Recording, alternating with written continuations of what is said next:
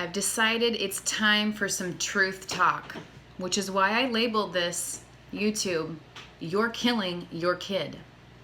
So I want to start out by saying, number one, as a parent, I know that we all love our children and we want what's best for them.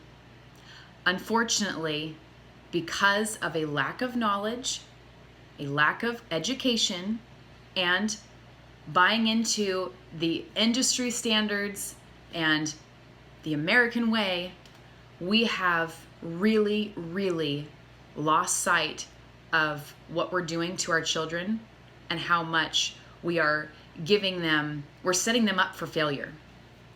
So let me start by telling you this statistic.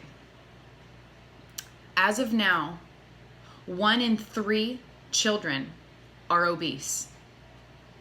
That absolutely blows my mind.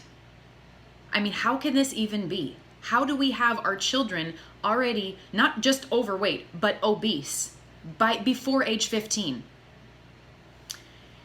A child that is obese has a 40% chance of getting type 2 diabetes. And if you don't know much about type 2 diabetes, let me fill you in. Number one, it is the leading cause of blindness and amputation in this country. Both things that neither we would ever want for ourselves and certainly not for our children. Someone that's a type 2 diabetic is 4 times more likely to have a stroke. They are also very prone to infection, so they're generally sick more often. Not to mention the discomfort and pain and misery of sticking yourself with needles to test and see where your insulin's at and checking all of these things. And the thing that's so upsetting about it is it's 100% preventable and it's 100% reversible. So I'm tired of people acting as if there was no way that they could have avoided it. You 100% can avoid this and turn it around if you find yourself in this area. So let's talk about what this does for our kids medically forecasted. A child that's obese has the potential, if they don't already have it, for having high blood pressure, high cholesterol, impaired glucose, orthopedic problems, cardiovascular problems, sleep apnea, asthma, dental problems, a non-alcohol induced fatty liver, and behavioral issues. Those are just some forecasted medical things that will happen to your child or already are happening to your child if they are overweight and or a type 2 diabetic. Emotionally, what this does to our children is it's causing both internalizing and externalizing disorders. It's causing low self-esteem. It has been attributed to being linked with both ADD and ADHD, along with social isolation and discrimination. We want what's best for our kids. We want them to live a happy, healthy life, yet we're killing them by the things that we're giving to them and feeding to them and allowing. And we don't make an effort enough to say, I want to see what they're feeding my kid at school. Have you went recently and checked out what's being served at the cafeteria? It's trash. The food that they're feeding our kids is absolute garbage and should never be fed to them. Most of what's fed is very high carb, very low nutrients, and it causes addictions. Furthermore, the food that's in the vending machines is absolute trash and they should never be having it. But you as a parent, you're giving your kid the money and you're letting them go and buy these things and letting them make adult decisions when they're children. They're children and they're not going to know the difference between what is healthy and what isn't and what they should do and what they shouldn't do because they're followers and they're going to do what their friends are doing. And if their friends aren't educated, they're going to do the same thing. And you as a parent have the ability to say, I'm going to make an example for you. I'm going to lead by example. I'm going to make healthy lifestyle decisions that will enable you to grow up and have a way, way greater chance at health and a way lower potential for disease as you get older. So if you didn't know this, In 1983, the year I was born, there was $100 million used in advertising to children.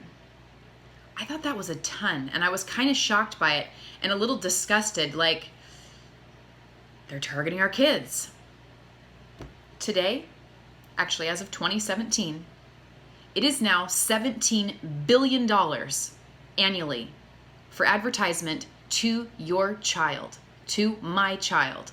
And guess where they're seeing it at? They're seeing it on billboards. They're seeing it in magazines. They're seeing it on TV and on the internet and in all of these electronic devices that you're buying. We're buying them. We're letting our kids have the iPads. We're letting our kids have the phones. We're letting our kids sit in front of hours and hours of gaming and television. And not only is it detrimental to their health because they're living sedentary lives, because rather than actually going out and being entertained by physically doing something like kids used to do, people instead stay home, shut themselves away from society, and they're just all online. And guess what? This is creating massive social issues along with massive health issues. We have so much brain fog from the garbage that we're being fed, both food-wise and entertainment-wise. It's time we clean the slate. So I've talked before about fasting is not just only fasting from food. Fast from garbage entertainment. Renew your kid's mind. Renew your mind. Stop feeding yourself this trash and acting like it doesn't affect you. Everything that we hear, everything that we see, it has an effect on us. And people can say, oh, I'm not bothered by it. I don't get affected by the things I watch. It's not true. It just isn't true. Everything affects us in one way or another. And every time that we see something, we have a choice for how we're going to process it. Are we going to accept it and believe it to be true and become brainwashed into thinking that breakfast is the most important meal of the day? Do you want to know who started that? It wasn't a scientist. It wasn't somebody after health or wholeness. It was Kellogg's cereal, wanting to market their cereal to us so that we all thought that we couldn't live without it. And I guarantee you've heard that saying, and you've probably even preached that to other people, knowing breakfast is the most important meal of the day. And it's absolutely trash. It's not true. It's not the most important meal of the day. In fact, breakfast, the word actually means to break your fast. So technically we have breakfast every day, but it should never be in the morning when we first wake up. Because when we wake up, our bodies are the most acidic. We've been laying still. We haven't had good circulation. So our bodies are sitting there. And the first thing that we should do if we're going to do anything is to drink some water, especially water like with lemon in it. It really helps to kind of get things going, cleaning out the body, waking up the bowels, allowing the body to start getting ready for the day. We shouldn't just shove our face full of sugary sweets, which is what all these cereals are. Cereals are absolute garbage. They should not be a part of your life, and they certainly shouldn't be a part of your kid's life. So get rid of the cereals. Throw them out. They're not worth it. Have things on hand for when they do break their fast, like eggs, like different nitrate-free meats, fruits. Kids, all kids love fruits, and they're very healthy for them. So get fruits.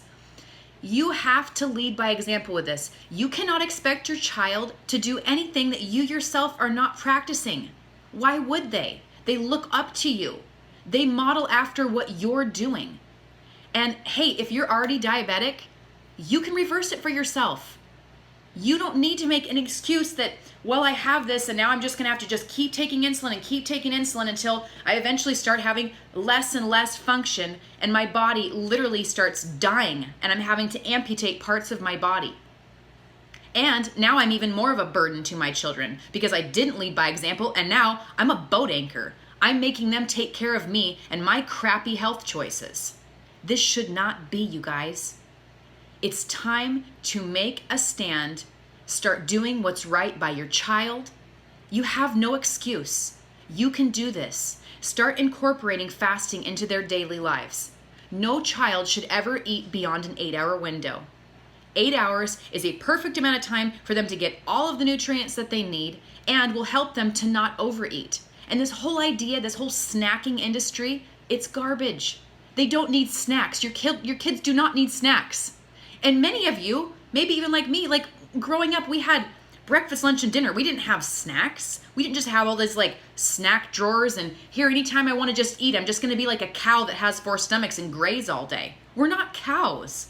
We have different bodies. We are not meant to constantly eat. I mean, think about this. If you lived in any other culture where you had to actually go and work the field or farm, you don't have time to be running in every 2 to 3 hours and eating a snack or eating a meal or preparing a meal and then cleaning up from it. It takes tons of your time away. So you have to know to sit down and go, I have to do this because it's going to set my child up for success. It's going to prevent them from these diseases that are crippling America and crippling these other countries. It's absolutely devastating, and it's time we make a stand and make a change. Don't be the statistic. Rise above. You can do it. If you haven't already, please subscribe to my YouTube channel, Casey Relane, and follow me both on Facebook and Instagram to stay up to date on health and fasting info. Thanks.